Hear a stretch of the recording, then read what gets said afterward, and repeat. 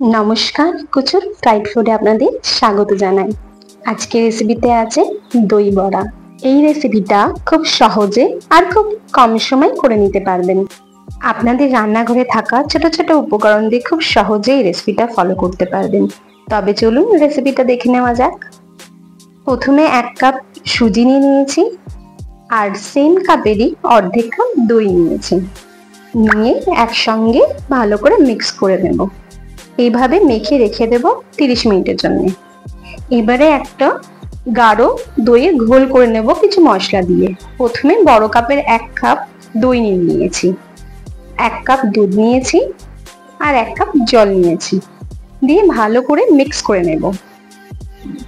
তার মধ্যে কিছু মশলা দিয়ে নেব। প্রথমে স্বাদ অনুসারে একটু নুন দেব, তারপরে 1 চামচ ভাজা মশলা, 1 চামচ চিনি, একটু চিলি ফ্লেক্স দিয়ে ভালো করে মিক্স করে নেব। এইভাবে ভালো করে মিক্স করে রেখে দেব। এবারে বড়াগুলো ভাজার জন্য আগে থেকে মাখা দই আর সুজির মধ্যে গ্রেট করা 1 চামচ আদা দেব, একটু কুচানো লঙ্কা আর একটু নুন দেব স্বাদ অনুসারে, দিয়ে এইভাবে মিক্স করে নেব। এবারে কড়ার মধ্যে তেল দিয়ে এই মিক্সটাকে বড়া সাইজে ভেজে নেব। এইভাবে ছোট ছোট বড়া করে ভেজে নেব।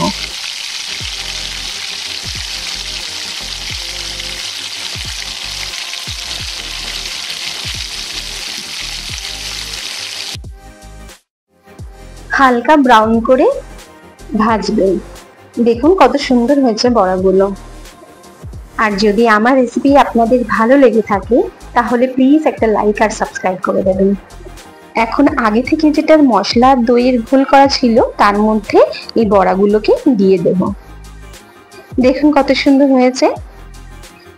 এবারে একটা প্লেটের মধ্যে দই বড়াগুলো এইভাবে সাজিয়ে নিয়েছি আর উপর থেকে একটু ধনেপাতা কুচানো ছড়িয়ে দিচ্ছি, যাতে দেখতেও ভালো লাগে আর খেতেও সুন্দর হয়।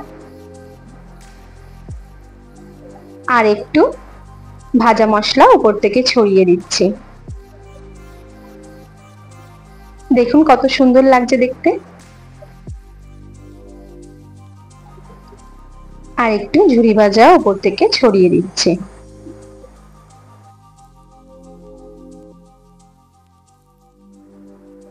আর আগে থেকে আমি একটা চাটনি বানিয়ে রেখেছিলাম, যার মধ্যে তেঁতুল, চিনি আর গুঁড়ো লঙ্কা আর একটু ভাজা মশলা দিয়ে করে রেখেছিলাম। এটা কিন্তু খেতে খুব সুন্দর হয়। আপনারা যদি রেসিপিটা দেখতে চান তাহলে কমেন্ট করবেন, আমি অবশ্যই দেখাবো।